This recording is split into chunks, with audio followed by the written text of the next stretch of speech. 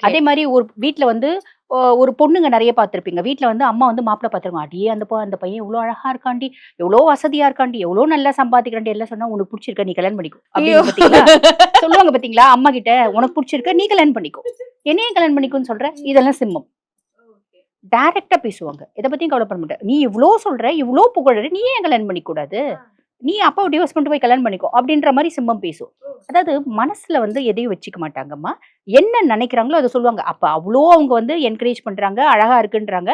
இந்த பொண்ணுக்கு புடிக்கலன்னும்போது இந்த பொண்ணு என்ன சொல்லும்? உனக்கு பிடிச்சா நீ கட்டிக்கோ. "நீ கட்டிக்கோ, என்ன என்கிட்ட கம்பல் பண்ணாத." வராத ஆமா. அப்படிங்கிற மாதிரி எனக்கு புடிச்சவன தான் நான் கல்யாணம் பண்ணிப்பேன். அப்படின்றது ரொம்ப ஒத்த ஸ்ட்ராங்கா கால்ல நிப்பாங்க. ரொம்ப ஸ்ட்ராங்கா. ஸ்ட்ராங்கா இருப்பாங்க. என்ன ஆனாலும் பரவால்ல. ஆமா, அந்த ஆமா. மாதிரி. அதே மாரி ஒரு பொண்ணுக்கு ஒரு பையன புடிச்சிருக்கு அப்டின்னா, பொண்ணா இருந்தாலும் டைரக்ட்டா போய் சொல்லும். "எனக்கு உன்ன புடிச்சிருக்கு. நான் உன்ன லவ் பண்றேன். நீ என்ன?" அப்டின்னு கேட்கும். "உனக்கு என்ன புடிச்சிருக்கா?" அப்டின்னு. அவன் வந்து, "இல்ல, இல்ல நான் உன்ன ஃப்ரெண்டா தான் பழகுனேன். எனக்கு உன் மேல ஐடியாவே இல்ல." அப்டின்னா, "ஓ! அப்படியா? Okay. Let it be." Okay அப்டின்னு பாய். சொல்லிட்டு வந்துரும். வந்துரும். ஆனா வீட்டுக்கு வந்து ஏமாற்றத்த சிம்மம் தாங்கவே தாங்காதும்மா. அழு அழுன்னு வீட்டுக்கு அழுவாங்க. வந்து கதுசா தாப்பால் போட்டுன்னு ஓன்னு அழுவும். ஆனா வெளிய போயிட்டு காமிச்சுக்காது. ஓன்னு அழுவும். அதுக்கப்புறம் யோசிச்சுக்கும்.